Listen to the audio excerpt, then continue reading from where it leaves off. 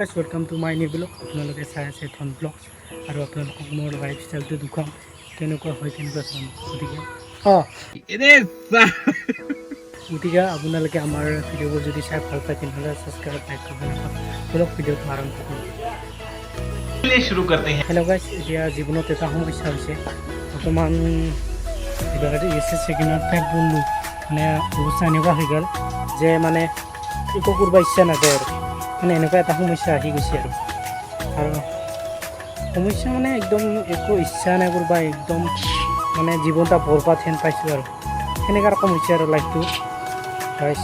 আৰু জীৱনত মানে কিবা এটা হেৰুৱাৰ ৰকম লাগি আছে, মানে জীৱনত মানে কি হেৰুৱাৰ ৰকম ভাবি আছে, মানে কি এটা বস্তু গম আৰু ছেকেণ্ড হোৱাৰ পিছত হেল্প কৰাৰ পিছত মানে বহুত মন এটা ডাউন হৈ আছে, বহুত বেয়া লাগি আছে, নিজকে খং উঠি আছে, কি একো কৰিব পৰা নাই এতিয়ালৈকে, মানে কি কৰিম কি নকৰিম মানে ধৰিব পৰা নাই। আৰু এতিয়াতো আৰু ছেকেণ্ড ইয়াৰত মানে এক্সাম দিবৰ কাৰণে আৰু নতুনকৈ মানে নামভৰ্তি কৰিলোঁ। বৰ্তমান নামভৰ্তি কৰাতে লৈছে ৩,০০০ টকা, ৩,১৫০ টকা, ৩,০০০ নহয় চৰি ৩,১৫০ টকা গ'ল এই নামভৰ্তিত ছেকেণ্ড ইয়াৰৰ পিছত। আৰু কিয় যদি পাছ কৰিব নোৱাৰোঁ কেনেকুৱা এটা কথা হ'ব, নিজে লাজ লাগিব, মানে লাজটো বাঢ়ি দি নিজৰ পইচা বৰবাদ, সময়ৰ বৰবাদ, মানে কি ক'ম আৰু কিবা ভাষা নহয়। এনেকুৱা সমস্যা এটা আহিছে, এই মানে জীৱনত প্ৰব্লেম আহিছে, সেই প্ৰব্লেমটো মানে নিজে ক'ব নোৱাৰি কি হৈ আছে লাইফত,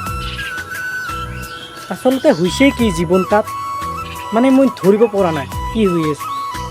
মানে নিশ্চয় চবৰে নহয়, চবৰে এটা সমস্যা হয়ে, এনেকা জীৱন তাত সমস্যা হয়, ক'ব নোৱাৰিছোঁ আৰু কি হয়। মানে সময়ৰ যেতিয়া এটা কথা আছে, সময়ৰ গতিত যদি আগ নাবাঢ়োঁ তাৰমানে সেনেকুৱা ধৰণৰ অৱস্থা হয়। সময়ৰ গতিত যদি আগ নাবাঢ়োঁ সেনেকুৱাই অৱস্থা হয়, সেনেকুৱা ধৰণৰ হৈছে কথাটো মোৰ তাৰমানে। সেইবোৰ বাদ দি এতিয়া আপোনালোকক দেখুৱাই আছোঁ মোৰ ঘৰৰ পৰিস্থিতি কেনেকুৱা চলি আছে বৰ্তমান। আৰু বৰ্তমান গধূলা হৈছে, গধূলাৰ টাইম আৰু গতিকে 6টা বাজে আৰু গতিকে আপোনালোকে চাওক আমাৰ ঘৰৰ পৰিস্থিতি কেনেকুৱা হৈ আছে। এই চাওক এই গৰুটোৰ অৱস্থা একদম বেয়া হৈ আছে। চাওক এই গৰুটা মানে কি হৈছে, এইয়া তাৰমানে গাখীৰ খাই আহি আছিল, মায়েৰে হাগি দিছে। কেনে পাইছা কেনে পাইছা যা মাৰ লগত যা মাৰ লগত যা মাৰ লগত যা। দেখছা গাইছ কথা শুনছি, মায়েৰ লগত গেল আৰো গেছে গাখীৰ খাব মাৰে ছয়। তাৰমানে গাইছ আমাৰ মানে ছাগলী গৰুগিলা কি হয়, তাৰমানে আমিয়ে ট্ৰেইনিং দিম, মানে বহুত শিকাং আৰু হেংকা নকৰিবি, তাৰমানে দম দিলে ভয় খায় আৰু সৰুৰ পৰা শিকাং, তাৰমানে গৰুকেইটাও হেংকা হৈছে, দম দিলে ভয় খায় আৰু মানে তাৰমানে ইমান দুষ্ট নকৰে আৰু। কিছুমান গৰু দে কিবা ঘৰত উৎপাত কৰে, কিবা খায়, আমি দম দিলে তাৰমানে ভয় খায়, কিন্তু মাইনাক খাতিৰ নকৰে, মায়ে আৰু দেউতাক খাতিৰ নকৰে, ভাইটি আৰু মোক ভয় খায়, মোক বেছিকৈ ভয় খায় সিহঁতে। চাবি নেকি গাছ দম দিলে ইথানে পিছুৱাই যাব, ইটা গৰু চাবি ৰ, দম দিম ইথানে পিছুৱাই যাব সি, হয় দেখ দেখছা ভয় খাইছে দিম মই এই দেখছা সিফালে গেল, মুখখান সিফালে দিল ভয়ে খাল সি ভয়ে খাল, মুখখান সিফালে দিলে। এইবিলাকে কৈ ট্ৰেইনিং, আমি গৰুকো ট্ৰেইনিং দিয়ে। আৰু আমাৰ ছাগলীবিলাক খুব মৰমীয়াল, বস্তুবিলাক খুব মৰমীয়াল হয়। মানে যেতিয়া এটা ছাগল আছিল না, তেতিয়া আমাৰ ঘৰৰে এটা বিক্ৰী কৰি দিছে আৰু পইচাৰ সমস্যাৰ কাৰণে মানে বস্তুবিলাকো মানে বিক্ৰী কৰি দিব লগত পৰে।